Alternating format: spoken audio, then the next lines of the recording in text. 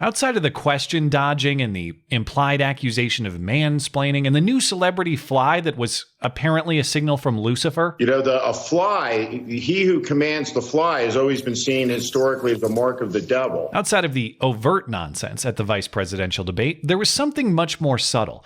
The persistent reference to our system of governance as a democracy. In fact, the moderator introduced the debate that way. It is my honor to moderate this debate, an important part of our democracy. And Kamala Harris made the same reference repeatedly throughout the night. For the sake of our democracy, to fight for our democracy. We will not let anyone subvert our democracy. Now, I used to think getting annoyed with this characterization was unnecessary, was academic. We all know what they mean. Yes, we're a constitutional republic, but we have democratic elements, and it's just easier to say. Let's not get lost in semantics. It's becoming increasingly clear, though, this isn't just a semantics fight. We are talking about different things when we use this word democracy. It isn't shorthand. It's substantive. How do we know?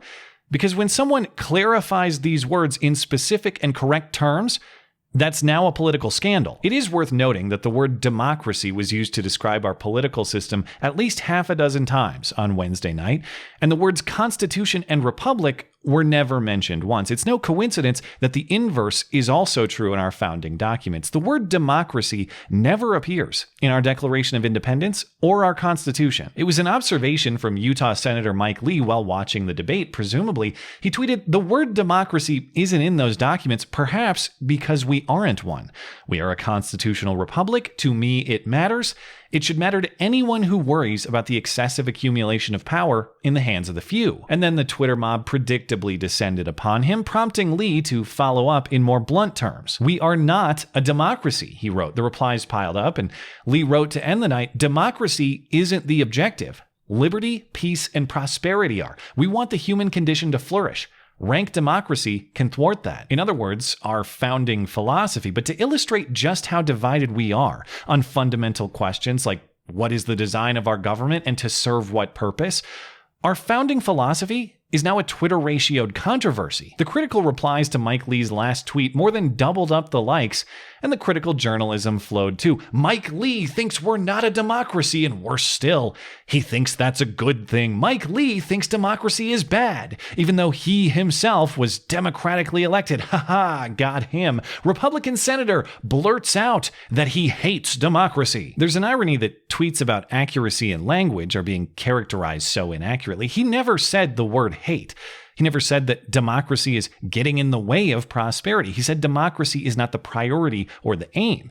And he certainly never said that fascism is the preferable alternative, as the hot subheadline in the Daily Beast piece suggests. The biggest irony isn't just being inexact in characterizing a message about exactness, though. The biggest irony is getting the philosophy totally backwards. Tyranny, the total domination of the individual, is not what Mike Lee is advocating, and it's certainly not what democracy prevents.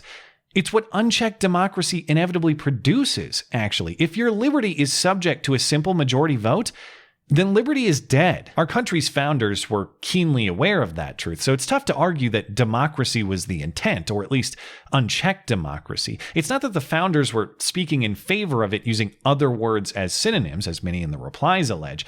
Instead, they spoke at length about its inherent threat to liberty. In Federalist 10, the Constitution's author James Madison described how democracies empower the passions of the majority to sacrifice the minority or the individual, writing, "Democracies have ever been spectacles of turbulence and contention, have ever been incompatible with personal security and rights of property, and have in general been as short in their lives as they have been violent in their deaths." John Adams added that democracy never lasts long. It soon wastes, exhausts, and murders itself. There never was a democracy yet that did not commit suicide. And why? Because majority rule without rights first means rights will be trampled. When rights are trampled, there will be resistance and ultimately revolt. If your rights aren't inherent and are instead subject to a simple majority vote, things will get messy. That's why Alexander Hamilton wrote, "Real liberty is not found in the extremes of democracy, but in moderate governments. If we incline too much to democracy, then we shall soon shoot into a monarchy or some other form of dictatorship." Declaration author Thomas Jefferson is claimed to have said, "Democracy is nothing more than mob rule, where 51% of the people may take away the rights of the other 49. And that's the key. Again, this is a what is the purpose of government question. What is it designed to do? What is it designed to protect? Why is it installed in the first place? Jefferson, of course, famously wrote in the Declaration that all men are endowed by their Creator with certain unalienable rights, that among them are life, liberty, and the pursuit of happiness, and that government is instituted to secure these rights. In other words, protecting your rights is the primary purpose of the state. And sure, we have democratic elements in our system, how we select our leaders and how we pass our laws, but those mechanisms are pursuant and secondary to the government's primary purpose, securing your rights. The Declaration doesn't say that government is instituted to serve majority whims. The Declaration doesn't say that all men are subject to the tyranny of others so long as there are more of the others, and for good reason, because serving the majority above all is not government's purpose. So yeah, we can elect our leaders democratically, and we can pass our laws democratically, and we can do all this while claiming to respect the rights of the individual. But because these two interests will inevitably come into conflict, we do have to pick one. So which is more important, the will of the majority or the rights of the individual? And I know this feels a lot like high school civics, or maybe earlier even, but it is crucial to reacquaint ourselves with these concepts, because what was a universally agreed upon foundation for our country is now trending on Twitter as a controversy. A significant portion of people have minimal understanding of these ideas, and some of these people are in positions of government power themselves. Responding to Mike Lee's statement that we're not a democracy, AOC says maybe we should be. Why? To serve what purpose? Are we to believe that you, AOC, actually think that simple majority vote should rule every issue? Because if so, I look forward to you cheering when the majority votes away abortion rights. I look forward to you cheering when the majority rejects universal health care. In fact, mandatory euthanasia for anyone who's sick. It's much more efficient that way. That's the way it is.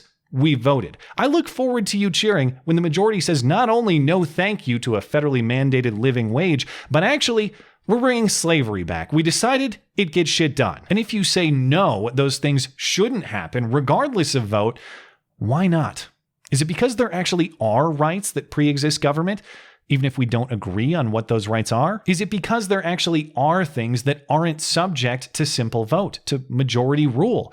Is it because democracy actually is secondary to something else you place higher in the stack of priorities, and government should serve that priority first? Either you support the principle of the majority voting away every line on the Christmas wish list of stuff that you call rights, or you actually agree with Mike Lee that we aren't a democracy and we shouldn't aim to be, that democratic traditions have value where restrained, but they're restrained precisely because there are priorities of greater importance. It is not fascistic to believe in unalienable rights, rights that can't be stripped from you by the barrel of the gun or by the ballot in the box. That philosophy does not crush a non-conforming minority.